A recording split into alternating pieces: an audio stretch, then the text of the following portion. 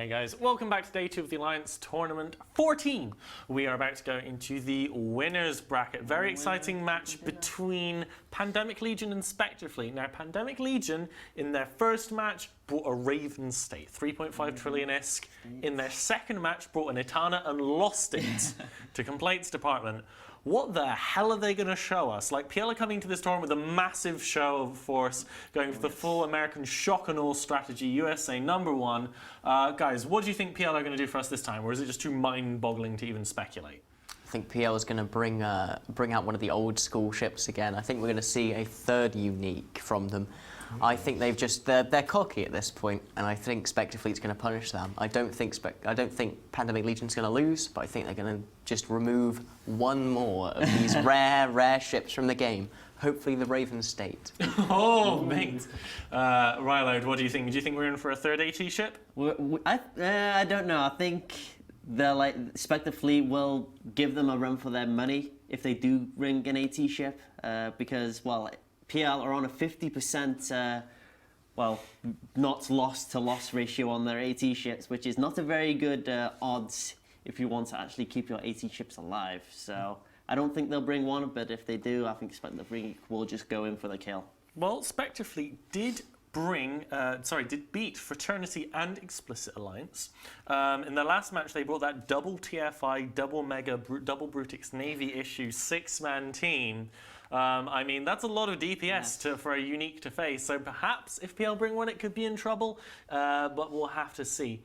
So we have, let's see, not that long before the next match, so let's just go. We all, I think, are predicting Pandemic Legion to win. Yeah, I'm going to go with PL on this one. Okay, in which case, let's send it over to the casting booth.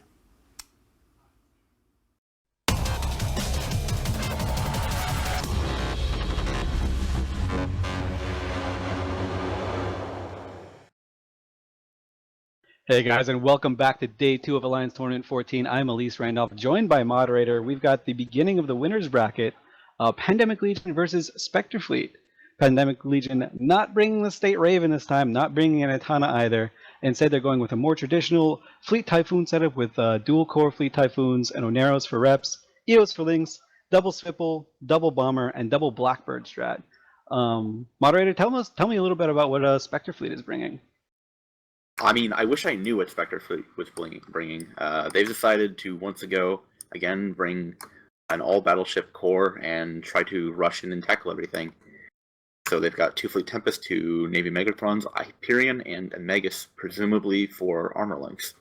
Yeah, last time Spectre Fleet had mentioned that they were all structure tank, and this is essentially what they tested exclusively when they did Alliance Tournament scrims and stuff like that. So they're really well practiced with the setup. It looks pretty clowny to me. I don't know. The 5-core setup against screening Sweeples and 2 Blackbirds with Purifiers. If PL can play this right, and they can just screen off some of the Tempests, or actually, I guess they'd have to screen off the Megathrons, then it looks like Spectre Fleet are in for a bit of a painful punch to the face. They might not even be able to get many locks. Yeah, I suspect that this will be a one-way trip to the losers bracket.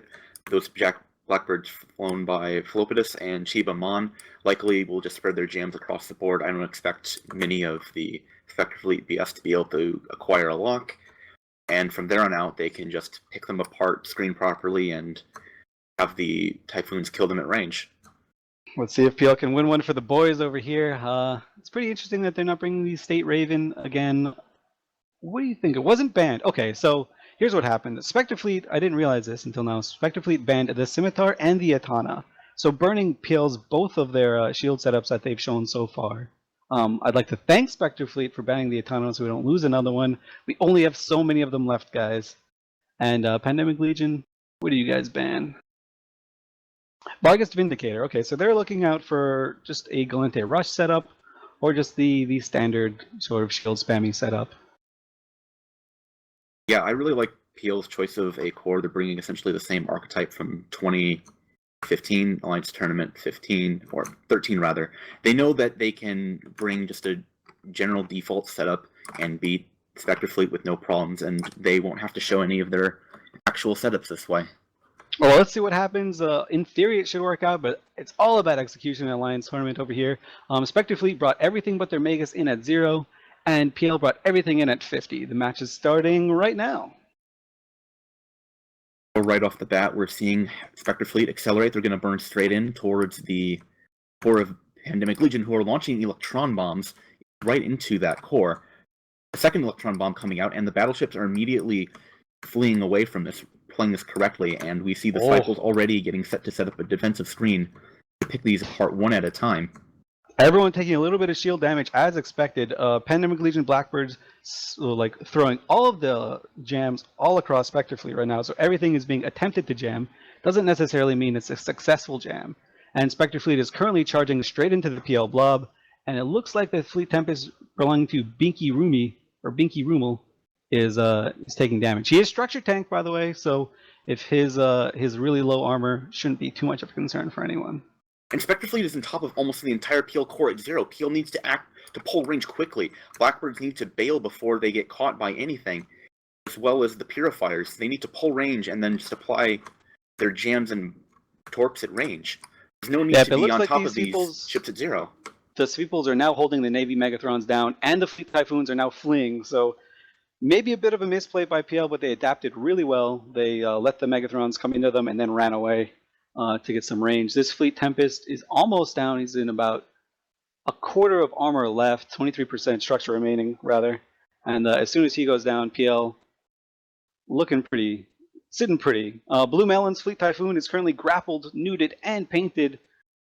And Cheeb's Blackbird is currently taking damage too. He is armor tank Blackbird, so it's not too much of a concern yet.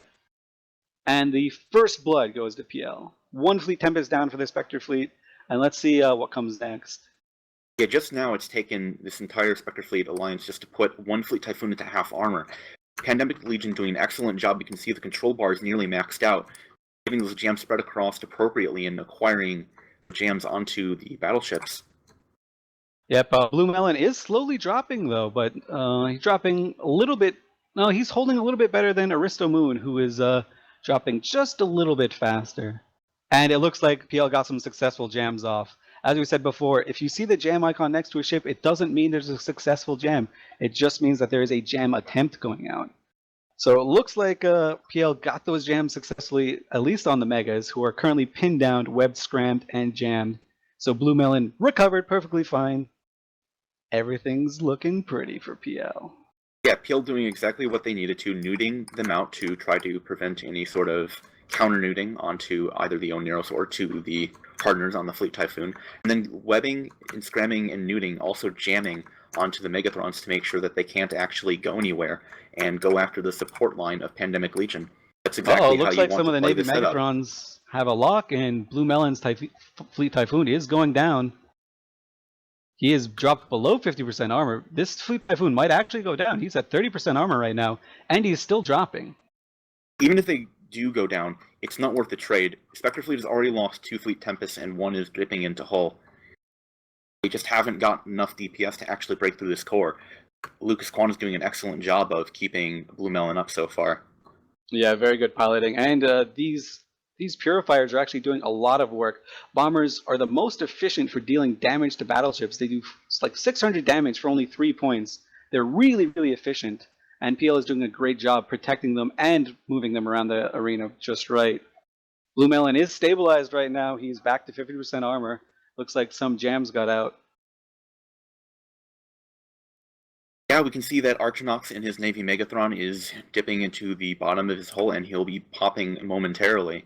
Blue Melon seems to have been stabilized in about a little under half hull. And Sheba's getting nuded, but is catching some reps as well. Yeah, it looks like he ventured a little bit too close to this Megathron, the only one that's left.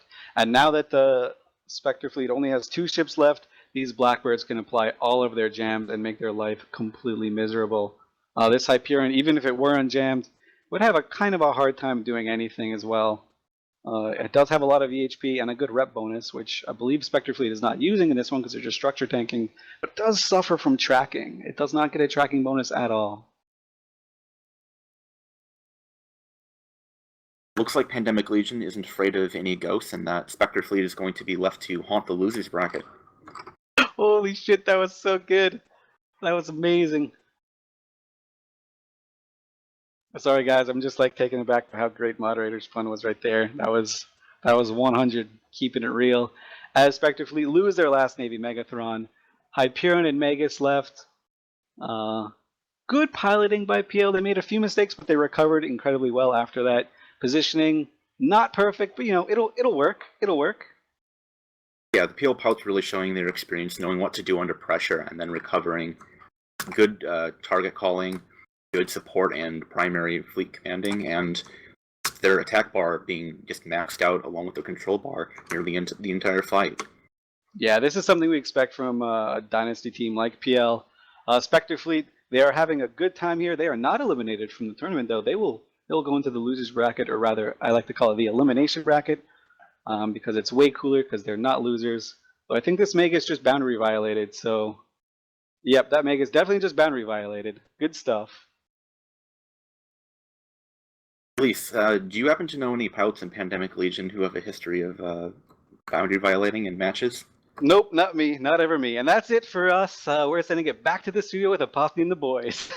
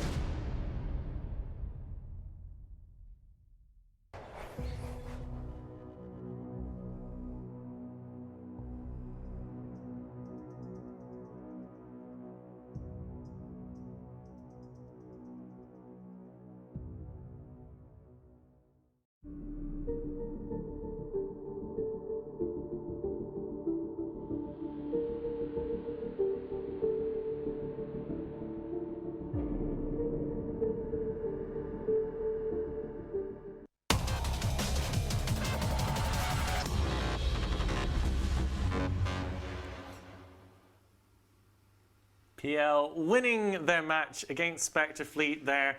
The ritual sacrifice of the Etana carrying us through, although to be honest, against that team, I'm not sure PL entirely needed it. Jintan, talk to us about Spectre Fleet's love of whole tank battleship teams. It seems like Spectre Fleet are encountering a common issue amongst themselves, not being able to find enough logistics pilots to be able to field a proper setup this late in the tournament. So they simply just haven't been following the meta by the looks of things, and a Typhoon Fleet issue comp just dispatched them. Tell us about the variation on the TFI core that PL brought with the Blackbirds. We've seen some ECM thrown into TFI teams. Tell me a bit about how the TFI team works if you take away some of that support and you throw the Blackbirds in. So they're training the T3Ds for Blackbirds instead. They're training the anti-support power of the Supers, that hard tackle that also can go after key threats like bombers and Griffins, Kisunis. They're training that in for Blackbirds, which is a lot better at dealing with bigger stuff, although they're vulnerable themselves. So they'll be a lot more vulnerable to support wings. Unfortunately, PFR have always brung 6 people, even leaving 1 point up for PL, which they could have just brought 7 pilot and an Ibis. So. Yeah, well, Spectre are not out of the tournament yet. They just go into the losers bracket, so we'll be able to see their whole tank shenanigans at least once more in this tournament. However, PL are going on in the winners bracket to face the winner of our next match, which is going to be League of Unaligned Master Pilots against Northern Coalition. We'll have some more news about that match when we come back after these announcements.